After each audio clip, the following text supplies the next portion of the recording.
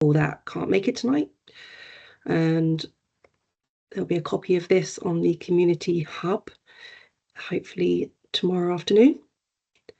How many have we got? We've got 31.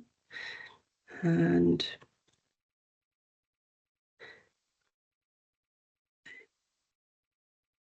oh, I've just lost one. Maybe they'll come back. Here we go. A few more coming in.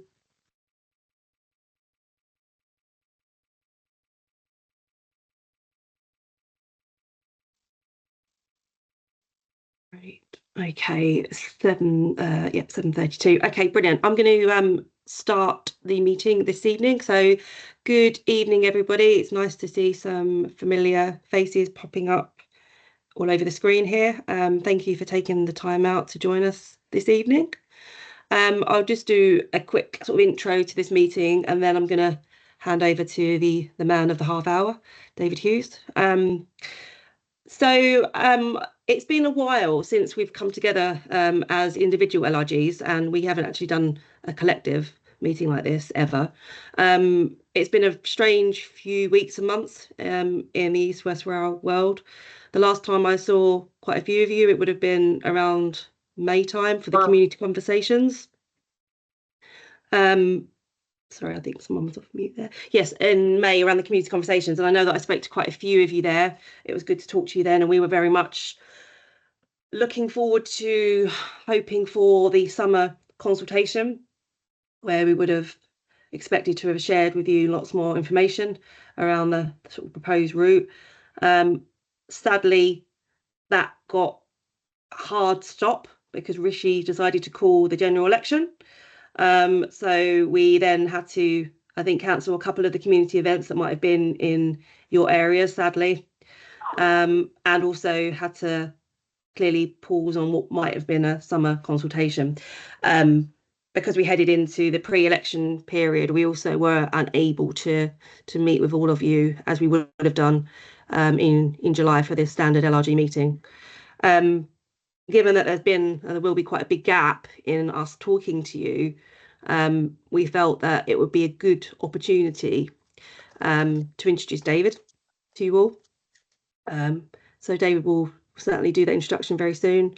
I think it's also good for me to caveat that we have got a Q&A part of the evening, but we really are in the same sort of predicament, if you like, that we were a few weeks ago, in that we aren't really able to give you any more sort of clarity or detail on probably some of the questions that you would like answered. And I am sorry about that, but as soon as we are able to, and as soon as we have more clarity from the new government and the Department for Transport, we certainly will come back to you with information on that. But I felt, even though we can't potentially answer some of the questions, I felt it would be useful to bring us all together anyway, to meet with David and just have that interaction sort of in the interim, if you like.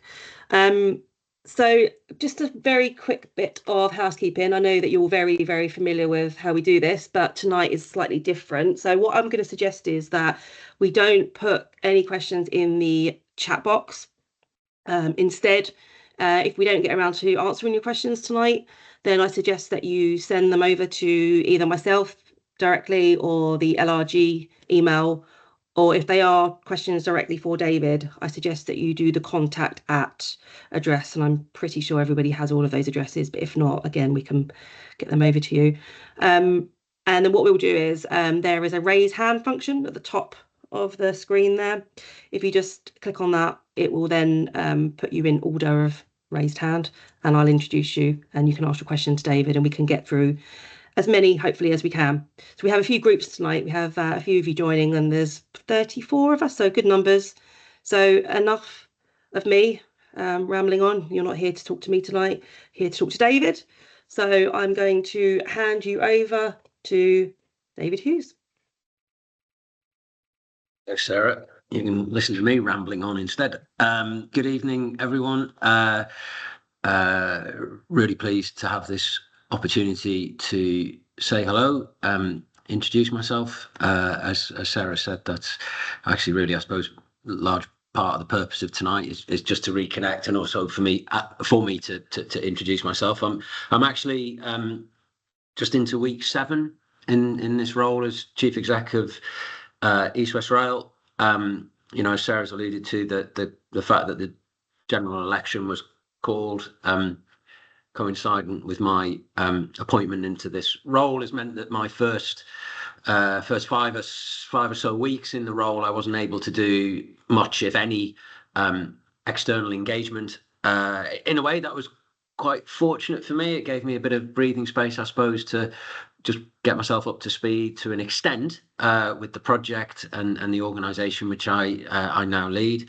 But now the general election campaign is behind us. The shackles are off, if you like, and I'm really looking forward to getting out and meeting with many of you over the coming weeks and months. And thank you. I know a lot of you have already been in touch with my office to try and arrange meetings, and we'll definitely follow up on all of those invitations. So yeah, I look forward. This is just a first hello, and I look forward to having the opportunity to meet you properly, ideally face to face, and work with you over the coming weeks, months, years. And look, I mean, I hope we can have a very transparent and constructive relationship. That's certainly the approach I've taken on previous projects, and I'll talk a little bit in a moment about what some of my experiences in this space. But I would definitely come into this hoping that we can. We're not always going to agree. Let's be honest about it. There's going to be differences of view, and there's, I'm sure, going to be plenty of times when I'm not able to give you the answers that you want, but I'm committed to being as transparent and open with you as I can, and I hope we can have a very constructive relationship, even when, as will inevitably be the case, we're not necessarily in agreement. So I've had a bit of time to sort of get myself to sort of familiarise myself with the project. It's not entirely new to me, which I'll come on to, but I'm certainly not in a position where I would be able to sort of answer detailed questions from you. And as Sarah said, I know you're probably itching to get into some of that, but we'll have to hold that off for another occasion. I think I'd be skating on thin ice if I was to try and sort of answer questions in any detail this evening. But I am very happy to engage more generally in a sort of conversation about where I think we are. Just look very briefly a little bit about me, just so you can understand a bit about my background. I've spent 20 plus years now working in big rail projects, in and around big rail projects.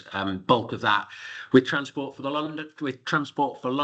I worked for TfL for 16 years, predominantly in London Underground, and was involved in some of the big rail projects in London over the last couple of decades. I guess most notably Crossrail, now in service as the Elizabeth Line. I was involved in that really from its get-go in sort of 2007 right through until its introduction into service a few years back. And I've also worked on some of the big London Underground tube upgrade, station upgrade projects, the Northern Line extension, etc. So I'm a heavy rail projects, big rail projects is kind of my bag.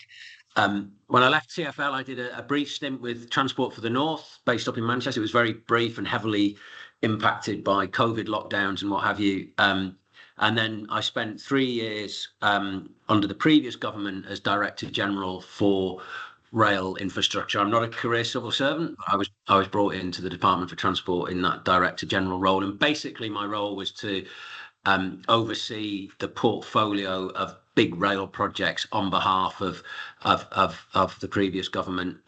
So it was pretty much all the big rail projects in England and Wales, including East West Rail. So that was part of my portfolio was East West Rail. So as I say, I do come to the project with a degree of familiarity, but not expert detail. And I always at this point like to enter the caveat that HS2 had nothing to do with me, so I was responsible for everything other than HS2. So for fairly obvious reasons, I like to get that disclaimer in up front. So I did 3 years in Department for Transport. fascinating and frustrating in equal measure is sometimes how I sort of sum up that experience. I then left and joined Arup, one of the major design houses. I'm sure many of you will be familiar with them. I actually did a very brief stint with Arup at the back end of last year. Why was it brief? Because I had the opportunity. I was invited to throw my hat in the ring for this role, and given my background and what motivates me, the opportunity to lead a nationally significant infrastructure project like East West Rail was just one that was too good to miss. So although I hadn't been at Arup very long, I didn't hesitate in throwing my hat in the ring, and I was absolutely thrilled when at the beginning of May the outgoing Secretary of State Mark Harper confirmed to me that I had been successful in my candidature for the role. So I joined at the beginning of June. I'm thrilled to be here. Lots to do, lots of challenges. As I say, looking forward to getting out and about and meeting you. I know Sarah and her colleagues have got a lot of that lined up. I guess the other obvious thing just to comment on before I open it up for kind of questions and discussion, we've got a new government. I'm sure you've noticed. And I guess many of you will be sort of itching to sort of hear what the initial views are from our new government on the project. I'm afraid to say, I don't know. I'm itching to find that out too. To be honest, I wouldn't expect to have heard this early on. It's only been just over a week, and I think it will take a little bit of time for the new government and for new ministers to sort of get accustomed to their briefs and to read up on the subject matter. That said, some of you will have spotted, albeit it didn't get a huge amount of publicity, that the new rail minister is, to some of us at any rate, a very familiar figure. It's Lord Peter Hendy, who was previously chair of Network Rail and prior to that was commissioner of Transport for London. So I know Peter very well, worked for him for many, many years when he was at TfL. In fact, it was Peter who recruited me into TfL and I was his chief of staff for Wychreed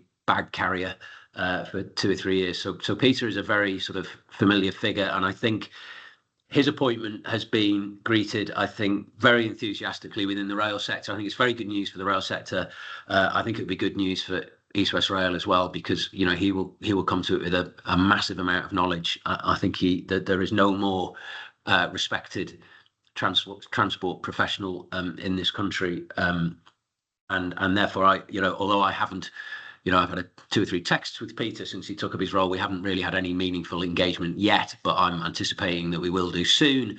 And I think we'll get very clear steers from Peter about how he wants to progress the project over the coming weeks. And we'll obviously, when we have that, we'll be much clearer about how and when we can engage with you going forward.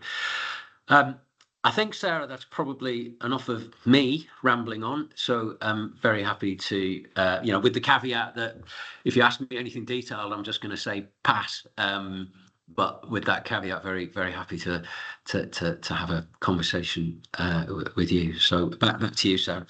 Brilliant. Thanks, David.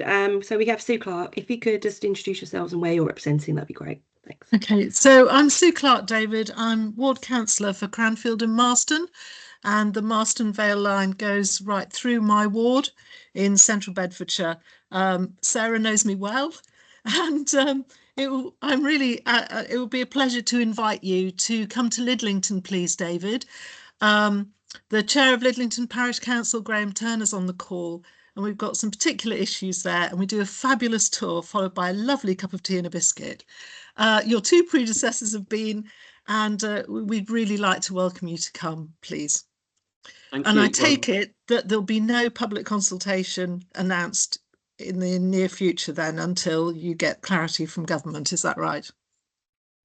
Yeah. So dealing with the last point first. So we're waiting to get a steer from government on how they would like to progress consultation. I don't think that's likely to be in the next few weeks, but it's possible that we might get a steer and we're able to sort of come out and update folk, but my best guess is that will be a few weeks off. But worth bearing in mind that I think there's 1 more week and then we go into the parliamentary recess. I think that's right. So there may be a bit of I'm sure new ministers won't disappear entirely. They'll be too excited to have their cars and their red boxes. But I wouldn't expect to be in a position to update on that in the next few weeks. But if it changes, we'll let you know. And yes, look, I'd be delighted. I'd be delighted to come out and have a tour. I did actually do a bit of a tour of the Marston Vale line week before last. I'd be very happy to come out to Lidlington and look at the line of route with yourself and colleagues. Sue, thank you. I'm actually a graduate of Cranfield, so I'm always very, very happy to go back. Any excuse really. So yeah, and so very happy to take you up on that invitation. Thank you very much. I'll sort it out with Sarah. Thank you. Thanks. I can certainly confirm they do provide great biscuits. We've got Colleen Atkins next, please. Hello, David. Hi, Colleen. While you are visiting Lidlington, we could also invite you to visit Bedford, and we can offer tea and cake. Sorry, Sue. But quite seriously, we live in the Poets area, and residents there are under threat of their homes being demolished. They've been living in limbo since the very first announcement. Was that in 2020? I've forgotten how many years ago now it was. But obviously residents there are feeling quite neglected, that they don't feel that their communication has been very good in the past. And so the invitation is for you to come out to Bedford, to the Poets area, to have a look at the houses that are under threat, to meet the residents, to meet the residents group, which is Protect Poets, and obviously to meet with us as ward councillors. That's Zara Lane and myself. And I'm sure that the MP would also be wanting to meet with you, Mohammed Yassin. So what we'd like is, yes, if you could come out and visit us, look at the houses, meet the residents, and to keep a really good line of communication in the future, because residents don't feel that that has happened. Obviously, Sarah has been keeping in touch with us, but it's different for the actual residents themselves. Okay, thank you, Colleen. And look, very, very, with or without cake, very, very happy to accept that invitation. And yeah, I'm aware of the Poets area and the impact that's had on residents. I mean, and look, I think whenever you sort of come into a new position like this, I think it is an opportunity to reset relationships, and I'm keen to take the opportunity to do so. So yeah, again, very happy to take you up on that invitation. Thank you. Thank you. Thanks, Colleen. Alan Francis next, please. Hi, Alan Francis from New Bradwell Parish Council. Wearing a different hat, I was at the England's Economic Heartlands meeting last week that you attended. Asked you a question, but I didn't get an answer from you there, so I'm going to try again tonight. This is about Network Rail's report from last year called West Coast South Strategic Advice. I think that's the correct title of it. And it was basically looking at what the West Coast mainline capacity released by HS2 should be used for.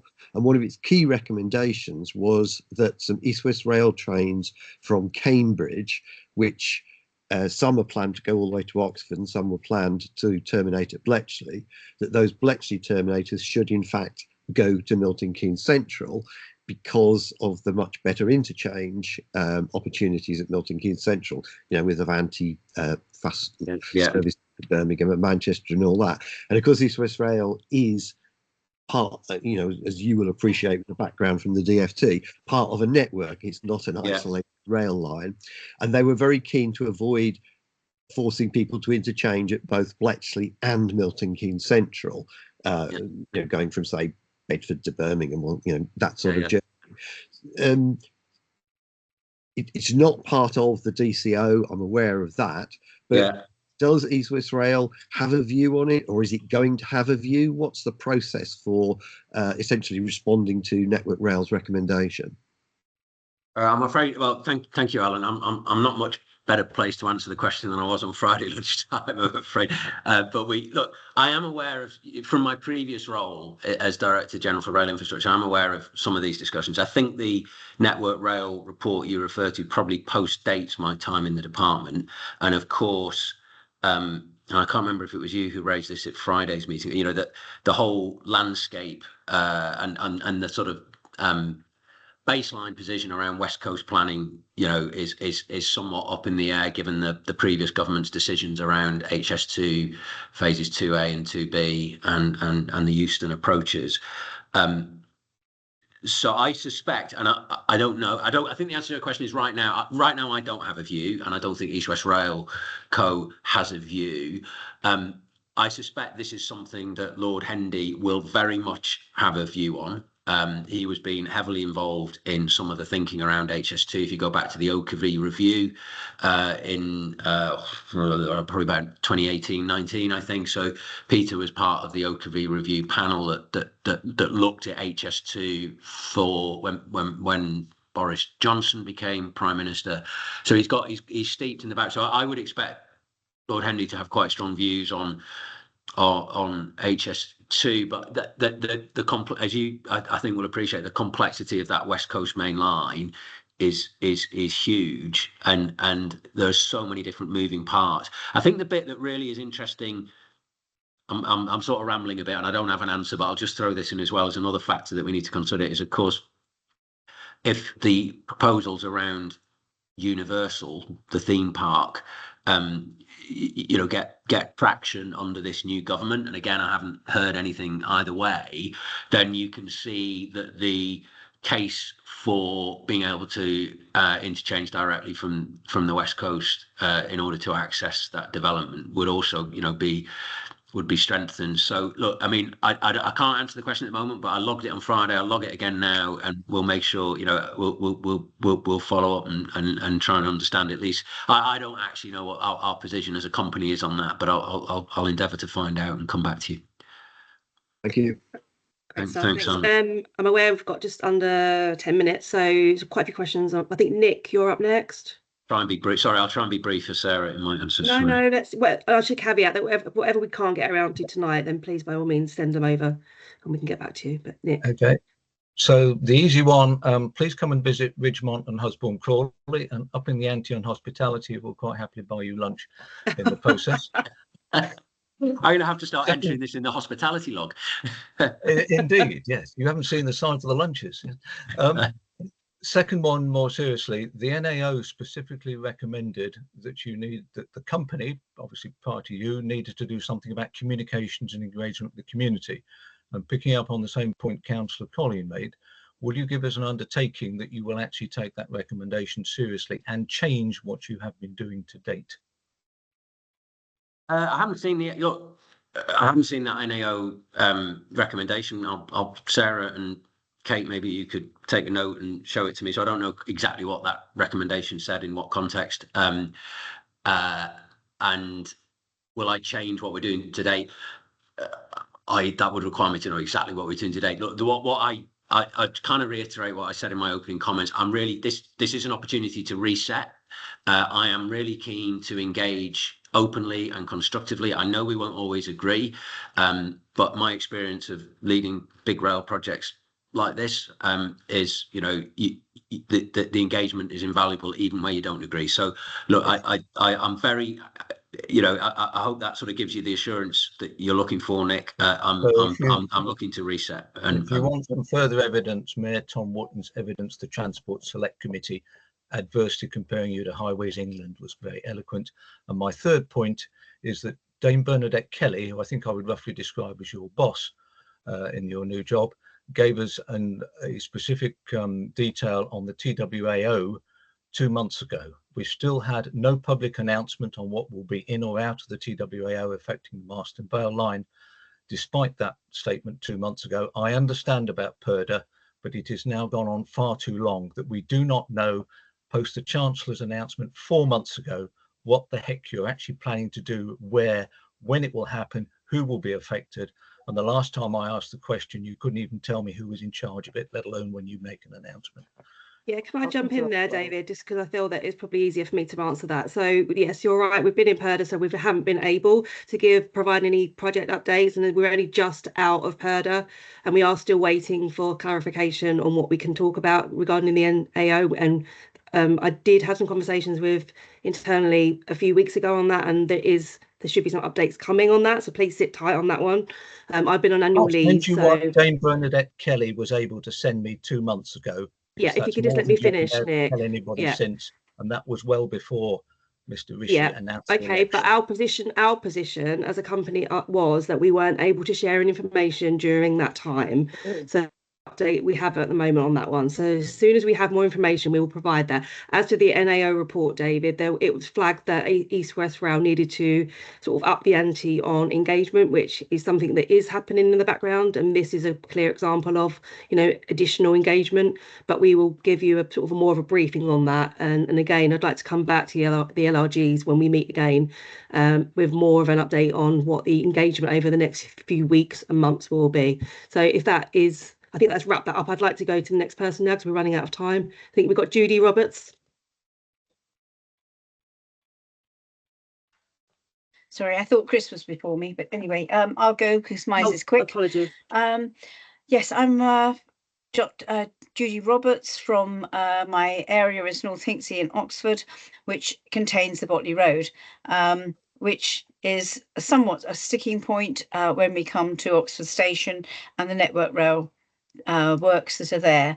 I think we all understand the problems. However, how that interacts with East West Rail and their programme going forward, and also how we can interact with Network Rail and highlight all the projects we would love to be doing but are now kind of paused. I think it would be really useful to have both East West Rail come and visit us with or without rail ministers, and we'll provide wellies, I'm afraid, rather than, but we're happy to provide you with catering as well. But clearly we have a major problem. I'm starting to worry about my waistline on this project. But Judy, look, thank you. I've got some history. I understand a little about Botley Bridge, Botley Road Bridge. And I know that there's complexities. I'm not across the detail though, so but I know there are complexities around Oxford that have not yet been completely thrashed out. So noted, and I'll look into it. Chris. Hi there. I'm Chris Hooden from Bicester, or I represent Bicester South and Browsden on the Cheryl Council. On the day after the general election was called, we were meant to have in town a briefing, effectively, including by our MP at the time, about one particular issue that the rail project is causing, which is the possible closure of the London Road crossing, which would effectively cut a major chunk of Bicester in half. I was speaking to Callum Miller, our new MP, earlier, who unfortunately couldn't make this call due to some other commitments. But he would like to try and set up another meeting as soon as possible.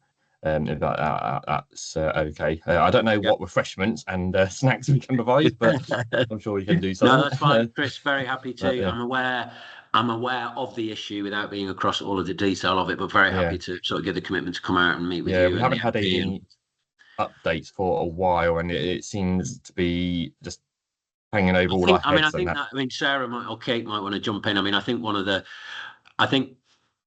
the route to updating on this and perhaps several other issues would have been the planned statutory consultation in that was to have launched over June, July. Obviously the goalpost shifted with the election, and we're now sort of waiting for our riding instructions from new ministers. But look, very, very happy to have that meeting.